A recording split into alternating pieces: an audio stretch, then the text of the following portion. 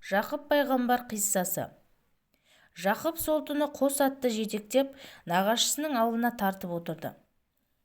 Аян жиенін көргенде қуанышы қойнына сыймады. Оны төрге шығарып, бір қойды әкелді деп бата сұрады. Жиенін жақсылап тойдырып, қонақ еткен соң ертесіне сөзге тартты. «Ия жиенім, не бұйымтайың бар?» деді. Жақып әкесінің сәлемін жеткізіп, өзінің пана іздеп келгенін айтты. Нағашысы көңілденіп, «Әкең Ысқақ Құдай сүйген пайғамбары еді. Оның кіндігінен тараған баласы мені паналап келсе, біз үшін зор мәртебе. Қалағаныңша бізде тұра бер», деді. Жақып нағашысының аулында қой бағып тіршілік ете берді. Ол келген соң Аянның малына құт келгендей болды. Қойы егізден қоздап, түйесі боталап, жылқысы құлындап, малы көбейіп, өрісі кеңейіп сала берді. Сиырларының желіні ақтан құрғамады. Малына ұры түспеді, аты жаман ауру да жоламады. Нағашысы осының бәрі Жақыптың шарапатынан екенін сезді. Бір күні оны шақырып, «Жақсыны жатқа жіберме» деген. «Алатауда алты айналып, Сарыарқаны сандалсам да сенен артық бекзатты қайдан табамын? Нәсілің текті, қаныңда пайғамбарлық қасиет ағып тұр. Шын асылдың белгісі тартпай қоймас» негізге деген.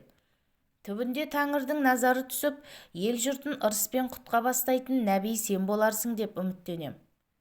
Өзің қалап, көңілің сүйген қызыңның біреуін айттырып берейін. Өзің баққан қой-ешкі көбейіп, қозы лағының өзі 40-қа жетті. Оларды 40 серкеш деп атап, сенің еншіңе атаймын. Қалаған кезде келіп, сұраусыз алуыңа болады. Бұл жүйендік сыбаға, жұртқа үлгі болсын, деді. Жақып нағашысының кенже қызы Рахиланы ұнатқанын айтты. Рахиланың Кейман деген әпкесі бар еді. Оның күйеуі мыңғырған малға су тартам деп терең құдыққа құлап қайтыс болған. Кейман содан бері жесір отырған. Аян үлкен қызын да әмеңгерлікпен Жақыпқа қосты. Олар Жақыпқа 12 ұл туып берді. Ұлдары ер жете бастағанда Жақып Кенғандағы отанына қайта оралды. Ағасы Айса інісін құшақ жая қарсы алды.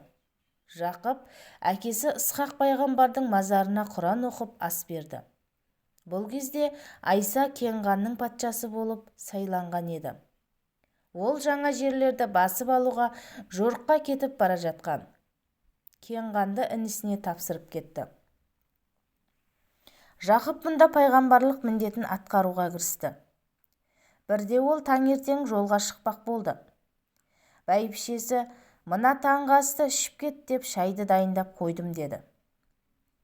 «Асығыспын, жолдан кешігем» деп Жақып бұрылмай кете берді. Жолда келе жатса алдынан жылан кездесті. Жақып оңға қарай жүрсе, ол да оң жаққа, солға қарай бұрылса, жылан да солға қарай жылжиды екен. Бір кезде Жақып қамшысын алып, «Мен пайғамбармын ғой, неғып жолымды бөгейсің» деп жыланды осып жіберді. Жылан ініне қашып тығылды. Жақып ары қарай жүре бергенде атының аяғы бір тесікке тығылып, өзі аттан құлап түсті. Қараса, атының алдыңғы аяғы сынып кеткен екен. Жақып атын жетектеп үйге қайтты.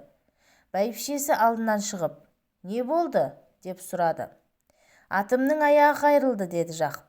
«Мен біліп едім, таңертең ықыласымды ескермедің. Сен үшін ерте тұрып астайындап едім, дәмнің кесі ұрған ғой» деді.